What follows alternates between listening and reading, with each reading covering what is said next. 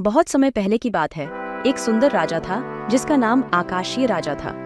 राजा का दिल बहुत बड़ा था और वह अपने राज्य के लोगों के प्रति बहुत ही उदार था। राजा के पास एक चमत्कारी तारा था जिसकी कोई सीमा नहीं थी। यह तारा हर किसी की मनोकामनाओं को पूरा कर सकता था। लोग राजा के दरबार में आकर तारा से अपने अपने इच्छाएं मांगते थे। राजा ने एक दिन निर्णय किया कि वह अपने राज्य के लोगों को एक अद्वितीय तोहफा देगा।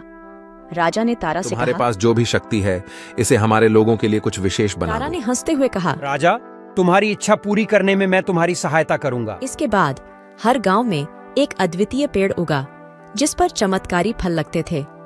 यह फल सबको विभिन्न प्रकार की सुख शांति देता था। राजा ने अपने लोगों से इस कहा, चमत्कारी फल का उपयोग ध्यान से करो और दूसरों के साथ साझा करो। लोग बहुत खुश थे और उन्होंने अपने जीवन को बेहतर बनाने के लिए इस तारा की शक्ति का उपयोग करना शुरू किया।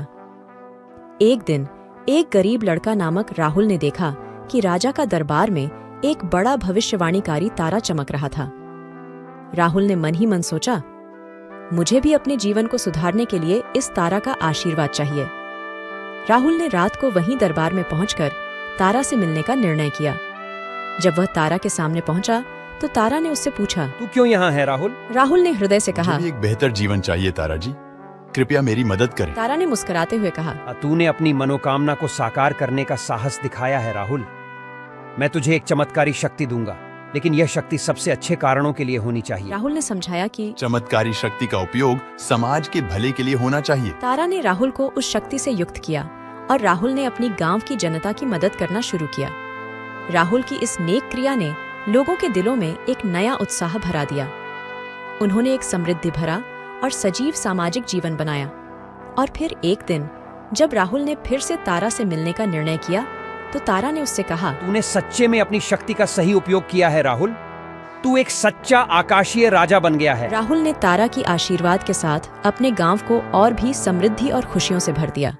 और इस प्रकार एक नायक की कहानी ने सुनने वालों को रोमांचित कर दिया और फिर से उस तारा ने चमत्कारी रूप से मुस्कान में बदल दी। चमत्कार का नाम सुनते ही सुनने वालों के दिल में एक आशा भरी हुई थी कि कहानी बहुत अच्छी तरीके से समाप्त होगी। तारा ने एक नया यात्रा का आदान प्रदान किया और कहानी बंद हो गई। लेकिन उसका चमत्कार और सीख हमें यह सिखाता है कि हमारी शक्तियों का सही उपयोग करने से ही हम असली मायावी बन सकते हैं।